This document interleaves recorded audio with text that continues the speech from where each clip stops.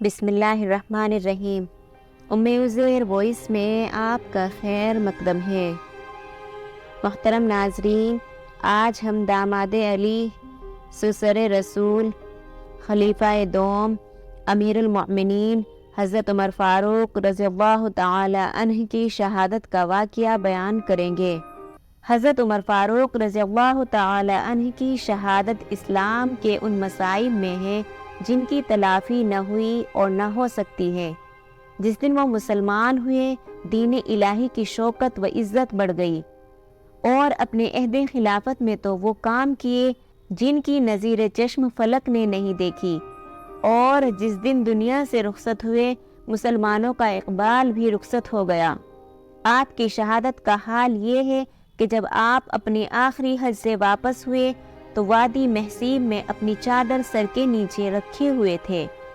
چاند کی طرف جو نظر کی تو اس کی روشنی اور اس کی تنویر آپ کو اچھی معلوم ہوئی۔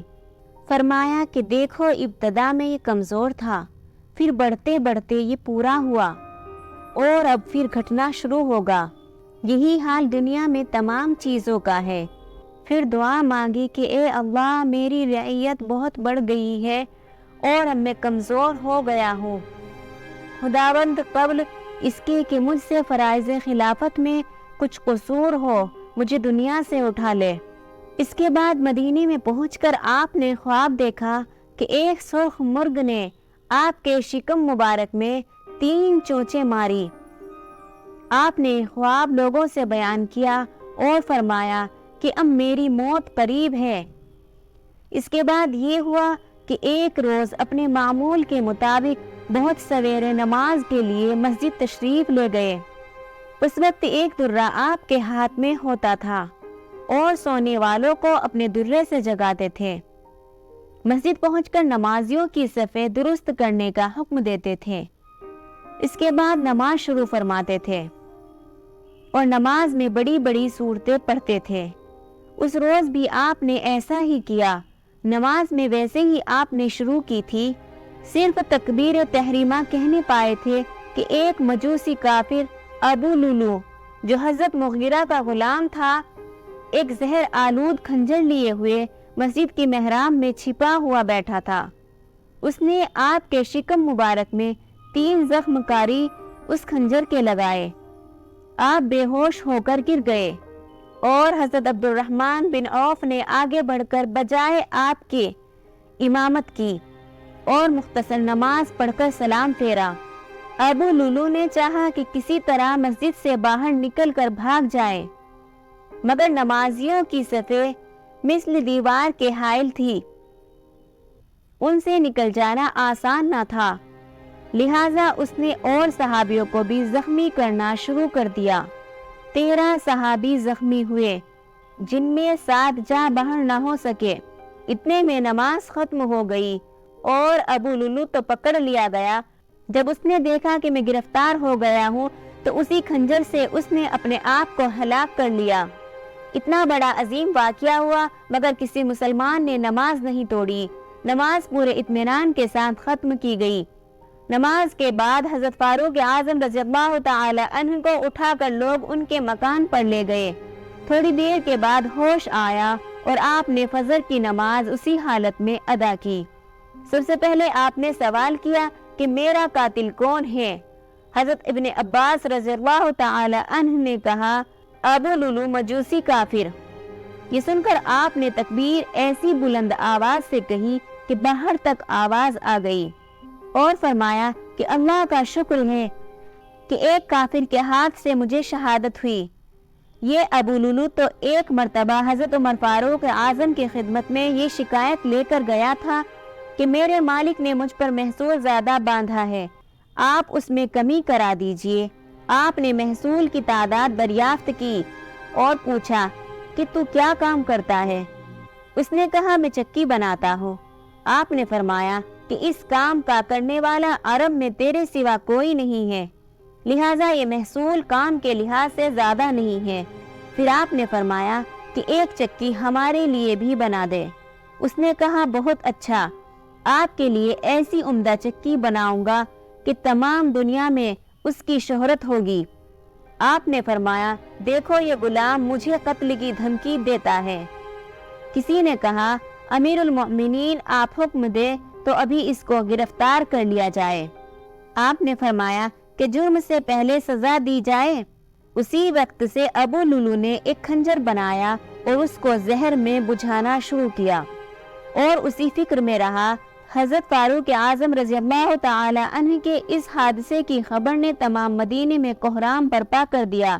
تمام مہاجرین و انصار آپ کو گھیرے ہوئے بیٹھے تھے اور کہہ رہے تھے کہ کاش ہماری عمریں بھی آپ کو دے دی جائے اور آپ ابھی اسلام کی خدمت کے لیے قائم رہے۔ دوا اور علاج کی بھی کوشش کی گئی مگر کوئی تدبیر کارگر نہ ہو سکی۔ جب صحابہ اکرام کو یہ معلوم ہوا کہ آپ کی توقع نہیں ہے، اس وقت عجیب حالت سب کی تھی۔ سب نے جا کر آپ سے کہا کہ امیر المؤمنین اللہ تعالیٰ آپ کو جزائے خیر دے۔ آپ نے کتاب اللہ کی پیروی کی اور حضرت صلی اللہ علیہ وسلم کی سنت پر عمل کیا۔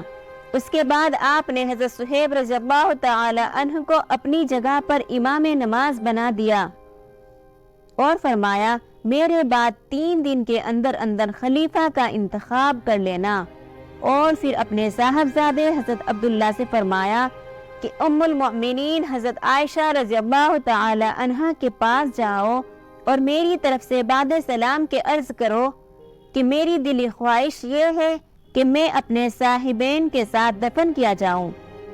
اگر آپ کو اس میں کچھ تکلیف یا نقصان ہو تو پھر جنت البقیع میرے لیے بہتر ہے۔ چنانچہ حضرت عبداللہ بن عمر گئے اور ام المؤمنین کو پیغام پہنچایا۔ انہوں نے فرمایا وہ جگہ میں نے اپنے لیے رکھی تھی مگر میں ان کو اپنے اوپر ترجیح دیتی ہوں۔ جس وقت یہ خوشخبری حضرت عبداللہ بن عمر رضی اللہ تعالی عنہ نے آپ کو پہنچائی تو آپ بہت خوش ہوئے اور کہنے لگے کہ اللہ کا شکر ہے کہ میری سب سے بڑی خواہش یہی تھی، وہ بھی اس نے پوری کر دی۔ اس کے بعد پھر نزع کی حالت شروع ہو گئی۔ اسی حالت میں ایک جوان آپ کے پاس آیا جس کی ایذا ٹخنوں سے نیچے تھی۔ آپ نے فرمایا کہ اے بھتیجے ایذا ٹخنوں سے اونچی رکھا کرو، اس میں کپڑا بھی صاف رہتا ہے اور خدا کی اطاعت بھی ہے۔ جب آپ کا جنازہ نماز کے لیے لایا گیا تو حضرت علی رضی اللہ تعالی عنہ نے فرمایا کہ مجھے پہلے سے یہی خیال تھا کہ آپ کا مدفن بھی رسول خدا صلی اللہ علیہ وسلم کے ساتھ ہوگا، کیونکہ میں سنا کرتا تھا کہ حضرت صلی اللہ علیہ وسلم ہر بات میں اپنے ذکر کے ساتھ آپ دونوں کا ذکر کیا کرتے تھے۔ اور حضرت علی رضی اللہ تعالی عنہ نے فرمایا کہ میں خدا سے دعا مانگا کرتا تھا کہ یا اللہ جیسا نامہ اعمال حضرت عمر بن خطاب رضی اللہ تعالی عنہ کا ہے، میرا نامہ اعمال بھی ایسا ہو۔ 27 ذی الحجہ کو بروز بدھ کے دن زخمی ہوئے تھے اور 5ویں دن ایک محرم کو بروز اتوار کے دن 63 سال کی عمر میں رحلت فرمائی۔ حضرت صہیب رضی اللہ تعالی عنہ نے نماز جنازہ پڑھائی اور خاص روضہ نبوی میں حضرت ابو بکر صدیق رضی اللہ تعالی عنہ کے پہلو میں آپ کی قبر مبارک بنائی گئی۔ اس روضہ مقدسہ کے اندر صرف 3 قبریں ہیں، ایک رسول خدا صلی اللہ علیہ وسلم کی، دوسری ابو بکر صدیق رضی اللہ تعالی عنہ کی، تیسری حضرت عمر فاروق رضی اللہ تعالی عنہ کی۔ حضرت ابو بکر صدیق رضی اللہ تعالی عنہ کا سر مبارک اپنے آقائے کریم صلی اللہ علیہ وسلم کے شانہ اقدس کے برابر ہے، اور حضرت عمر فاروق رضی اللہ تعالی عنہ کی قبر مبارک پائٹی کی جانب ہے۔ تینوں قبور مقدسہ کی شکل و ترتیب اس طرح ہے۔